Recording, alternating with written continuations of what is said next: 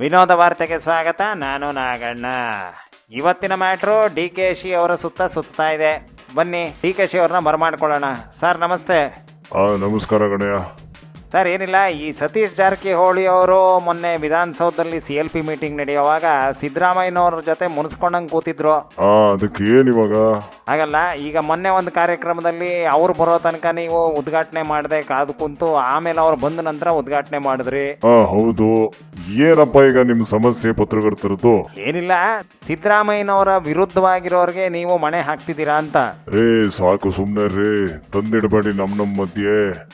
ಅಲ್ಲ ರೀ, ಎಲ್ಲಾರನ್ನು ಮೆಚ್ಚಿಸ್ಕೊಂಡು ಹೋಗಕ್ಕಾಗತ್ತೇನ್ರಿ? ಕೆಲವು ಒಳಗಿನ ಬಂಧಗಳಿರ್ತವೆ. ಆ ಬಂಧಗಳ ಮೇಲೆ ನಾವು ಸಂಬಂಧಗಳನ್ನ ರೂಪಿಸ್ಕೊಂಡಿರ್ತೀವಿ. ಏನಪ್ಪಾ ತಪ್ಪು ಅದ್ರಲ್ಲಿ? ತಪ್ಪೇನಿಲ್ಲ. ಆಮೇಲೆ ಇನ್ನೊಂದು ವಿಷಯ ಕೇಳೋಣ ಅಂತಿದ್ದೆ. ಮೊನ್ನೆ BJP ಅವ್ರ ವಿಚಾರವಾಗಿ ಹರಿಹಾಯ್ದ್ರಲ್ಲ, ಅದ್ರ ಬಗ್ಗೆ ಏನಂತೀರಿ? ಹೇಳಿದ್ನಲ್ಲ ಯಾವತ್ತೇ, BJP ಅವರು RSS ಅವರು ಈ ಜನರ ಭಾವನೆಗಳನ್ನ ಇಟ್ಕೊಂಡು ರಾಜಕೀಯ ಮಾಡಕ್ ಬಂದಿರೋದವ್ರು. ಏನು ಗೊತ್ತಾಯ್ತಾ? ನಾವು ಕಾಂಗ್ರೆಸ್ ಪಕ್ಷದವರು ಆತರ ಅಲ್ಲ. ಇಡೀ ದೇಶದಲ್ಲಿ ಪಕ್ಷ ಸಂಘಟನೆ ಮಾಡ್ತೀವಿ, ಜನರ ಕುಂದುಕೊರತೆಗಳನ್ನ ಆಲಿಸ್ತೀವಿ, ಅದಕ್ಕೆ ಪರಿಹಾರ ಹುಡ್ಕೋ ಪ್ರಯತ್ನ ಮಾಡ್ತೀವಿ. ದೇಶದ ಅಭಿವೃದ್ಧಿಯಲ್ಲಿ ನಾವು ಕೈ ಜೋಡಿಸ್ತಾ ಇದ್ದೀವಿ ಕಣಯ್ಯ. ಹಾಗಾಗಿ ನಾವು BJP ಅವ್ರ ತರ ಭಾವನೆಗಳ ಜೊತೆ ರಾಜಕೀಯ ಮಾಡೋದಿಲ್ಲ. ನಾವು ಬದುಕನ್ನ ಗಮನದಲ್ಲಿಟ್ಕೊಂಡು ರಾಜಕೀಯ ಮಾಡ್ತೀವಿ. ಆಹಾ, ಎಂಥ ಮಾತು.